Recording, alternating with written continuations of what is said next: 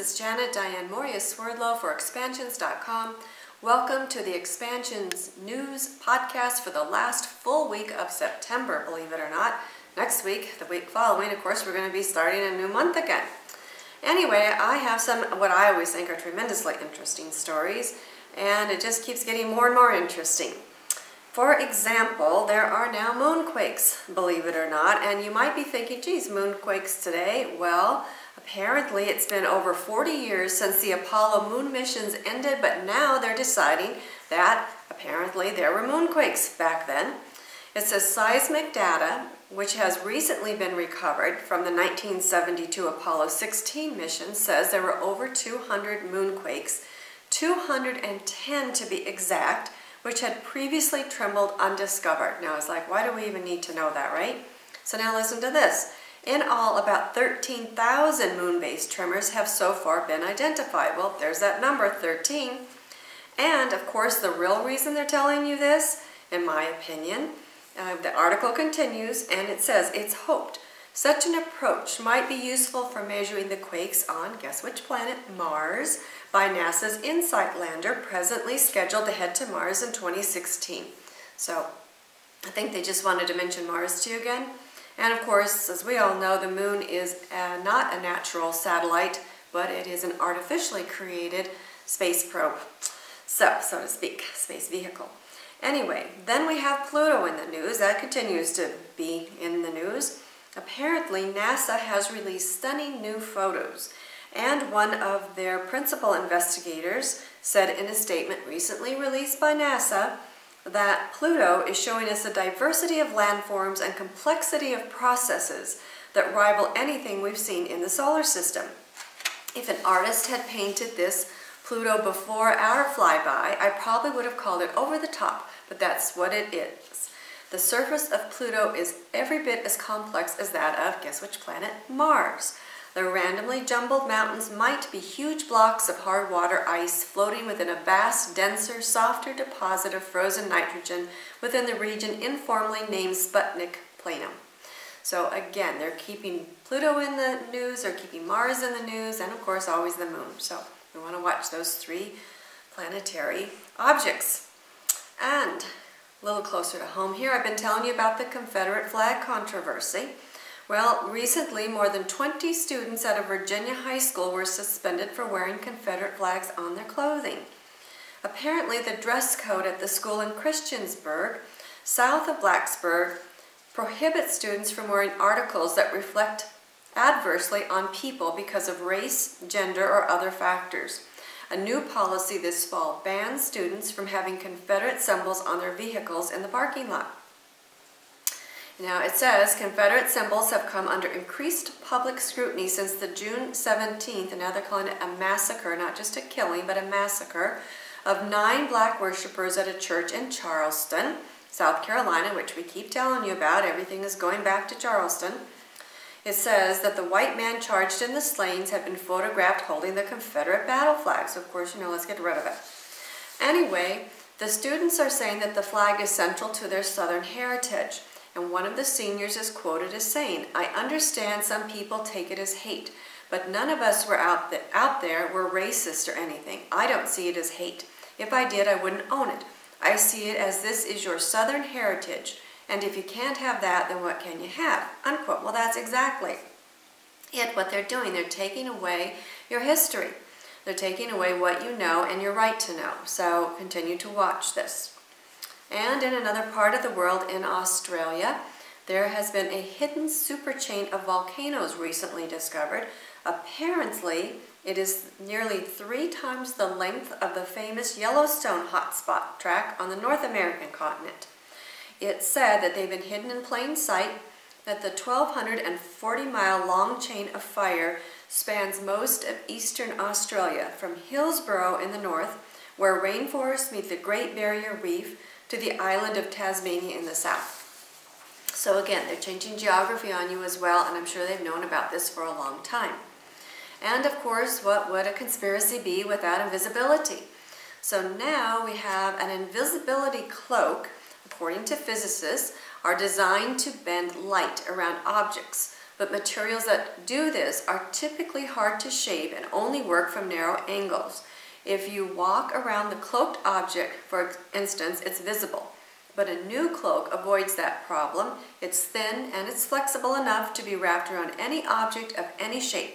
It can also be tuned to match whatever background is behind it, or even create illusions of what's there. That reminds me of the Harry Potter movies where he wore the invisibility cloak, and sometimes you could see him and sometimes you couldn't. So again, the imprint, like we've been telling you.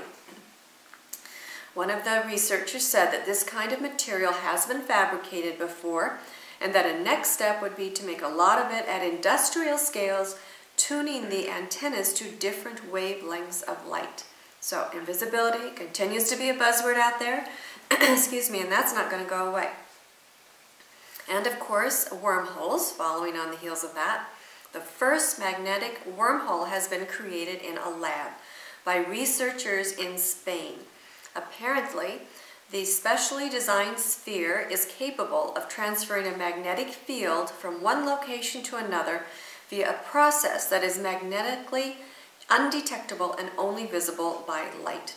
And they said in the article that most people think of wormholes allowing something to travel through space and time and from one point on the globe to another point or in space, and they said this isn't what this is. It says the wormhole we have developed is a spatial wormhole for magnetic fields. The design only works for magnetic fields and thus cannot transfer matter as gravitational wormholes would. But again, they're moving this term forward, so watch for that to continue. And of course, as you know, both Stewart and I eat meat, and of course, as most of you probably know, we've taken a lot of flack for that. And I wanted to bring this particular article to your attention because now, instead of a faux leather dress, they are advertising a vegan leather dress. This is put out by a company called Joyous. And apparently, they're saying that it's going to be a fall and winter staple. So again, they're imprinting you with the word vegan. And of course, that's the next step after vegetarian. So watch for that to continue to move forward, and people who eat meat will be vilified, and we are, and you will see more of that. And then, what do we have next? I've been telling you for years that you will see topless women in the news, and you will see them out wandering the streets, and that will be just as popular as topless men these days.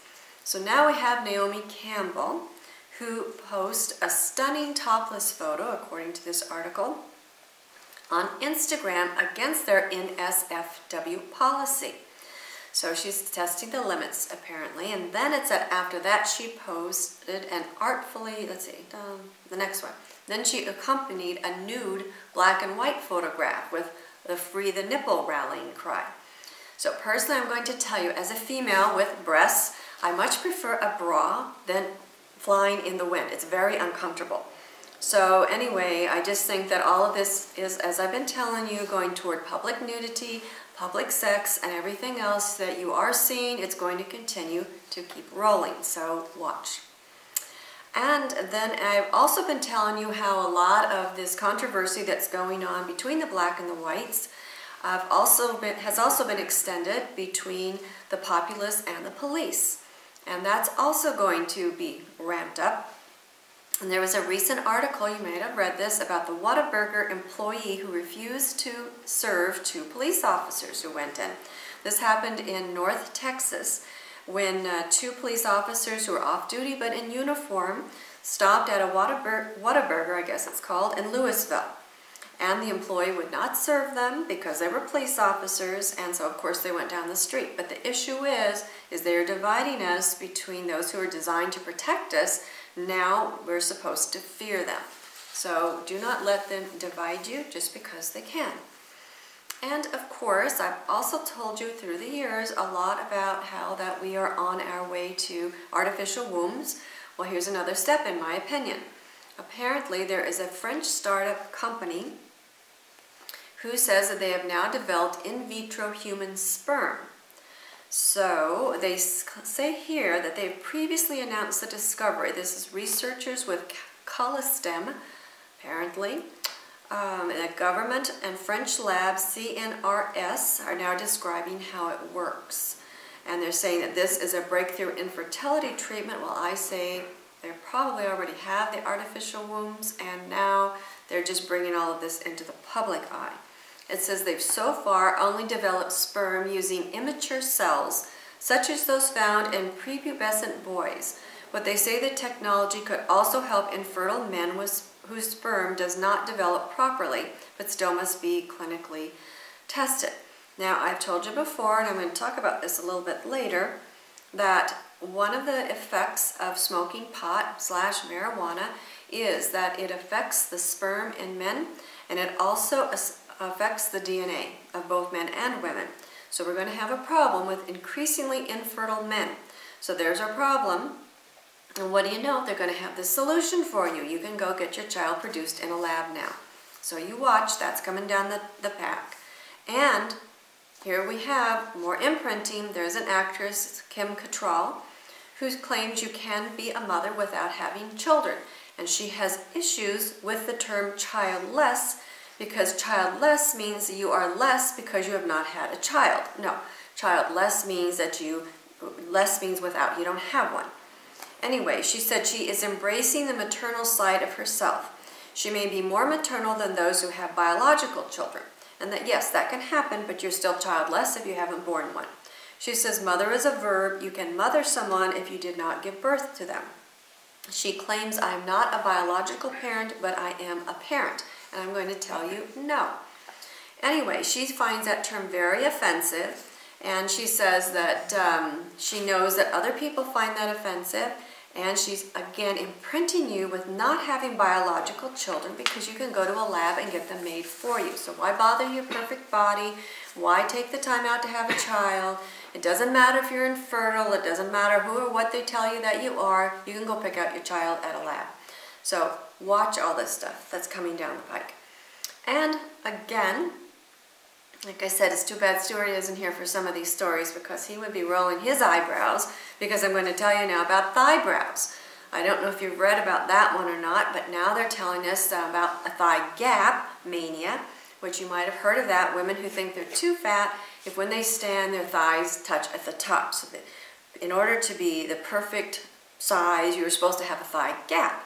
But now women, of course, are saying, well, I don't have a thigh gap, but I'm still perfect. So now we have curvy women coming onto the scene. And this is, again, a way of manipulating you. Now, this is called a thighbrow. That is the little crease, this is how they define it, the little crease you get between your upper thigh, this is for women, of course, your upper thigh and torso when you bend your leg. So in order to even get a thighbrow, you need to have some curves. So they have celebrities like Beyonce, Rihanna, and the Kardashian sisters, it says, they have been rocking their thighbrows and bathing suits this summer, inspiring a trend that's filled social media with photos of women confidently sporting those creases themselves. Because the bathing suits down at the bottom are little tiny things, so yes, it is showing everything else except your pubic area, basically. And so when you sit, then you're going to see the top of your thigh against the top of your torso. Now they're calling this body self-empowerment, and I'm sorry, but self-empowerment comes from inside. It does not come from a thighbrow or a thigh gap or whatever. It comes from how you feel about yourself inside. So in my opinion, all of this is totally ridiculous, but people are going to be doing it because the social icons are going to be doing it, and then of course monkey see, monkey do. So don't be like these people. Allow your own self-empowerment to come from inside. I mean, it just gets more ridiculous the further I go. Anyway, the next thing, however, is very important. I want you to be aware of this particular article and tell people you know, because apparently doctors are saying that young children are accidentally getting drunk from hand sanitizer. This article says that Poison Control Center hotlines throughout the U.S. have concluded that since 2010, there's been nearly 400% increase in emergency calls regarding the number of children under the age of 12 ingesting hand sanitizer. Apparently, wine contains 12% alcohol, beer contains 5% alcohol, but hand sanitizers contain between 45 and 95% alcohol. So therefore, even the smallest amount of sanitizer can cause alcohol poisoning. Now, even before I continue with this, I want you to think about your hands, because your skin is the largest organ that you have, and a lot of people forget that. So if you're putting all this hand sanitizer on your hands all the time, how much alcohol are you ingesting just through your hands? Then this article, however, goes on to say that a lot of hand sanitizers are attractive because they're scented. They are scented to smell like strawberry, grape, and orange, for example. And that's very appealing to children. So you want to think about that before you put that out if you have children. I mean, some of these parents are sending hand sanitizers with their children, and apparently the little kids open up the top and drink it down. So they want to see what it tastes like, and that can make them very ill, much less what they're absorbing through their skin. So think about this, please.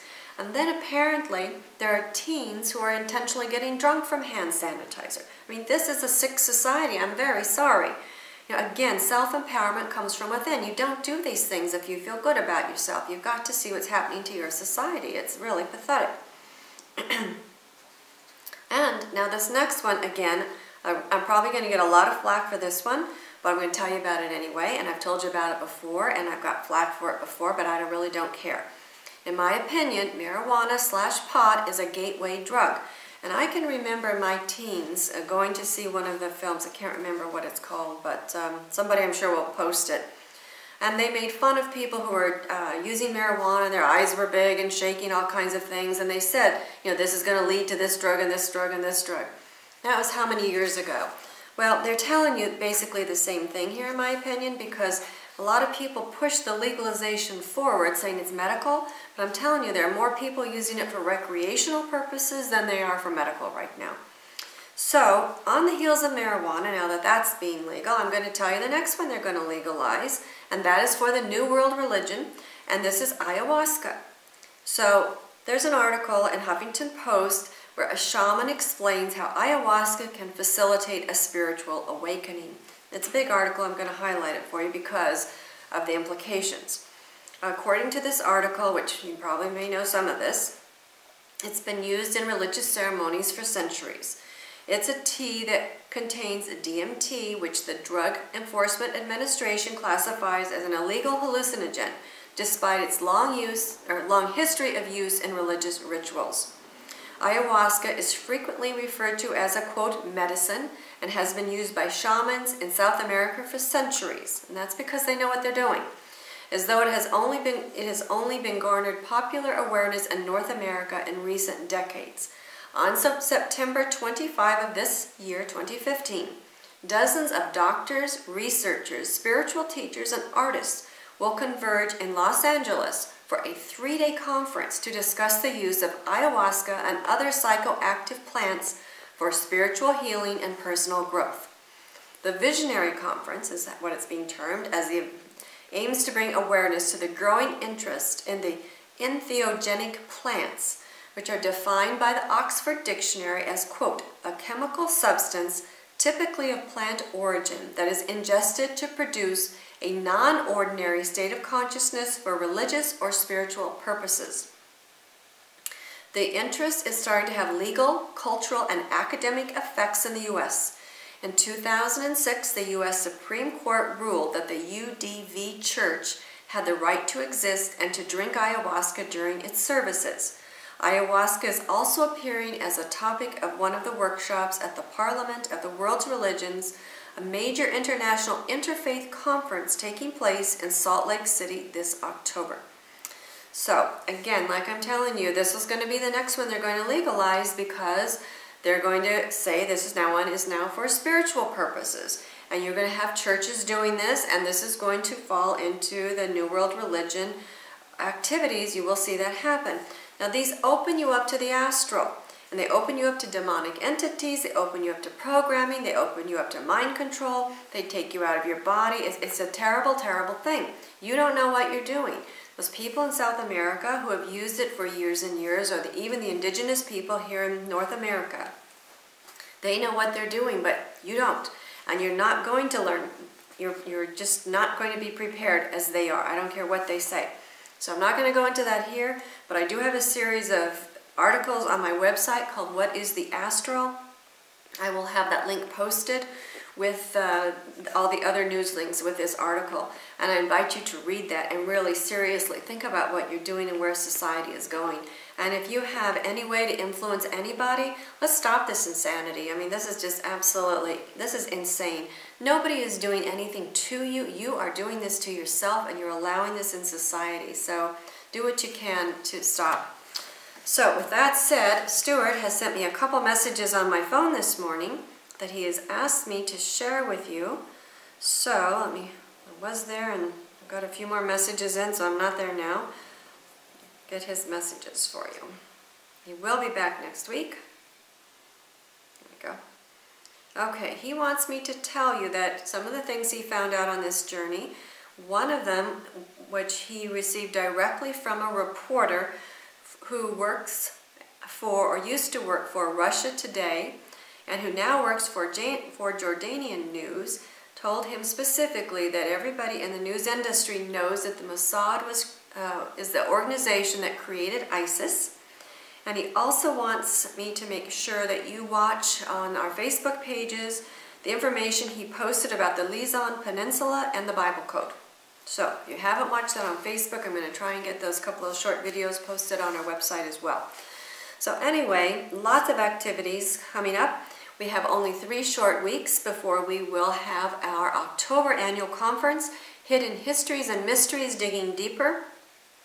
If you can get here because Stewart will be reporting on his latest findings, and this may be the only time that you have a chance to hear them in their entirety and ask your own questions.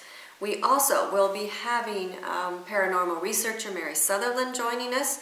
She has a lot of fascinating information about the red-haired giants of North America. I've been reading her book and several other books about the giants all over the world. In fact, even studying the Bible and reading what was written in there. So it's amazing what's information that she has and she will be bringing forward, as well as artifacts she's never shown anywhere else will be here for your personal examination. We have Steve Spirason from Illinois who will be joining us with a talk on ISIS and the Magdalene frequency. We also are having Christopher Garetano, producer-director of the Montauk Chronicles, who will be showing the film 2 hours during our lunch break. And you will have a chance to discuss with him and Stewart personally about any questions you have about the making of the movie or their experiences. Excuse me, Stewart and I will be discussing clear energy with you. This is a very important conference. If you can get here, I really suggest that you be here. It is filling up, and once it's full, then it won't be available to you anymore. So we have that in just 3 short weeks.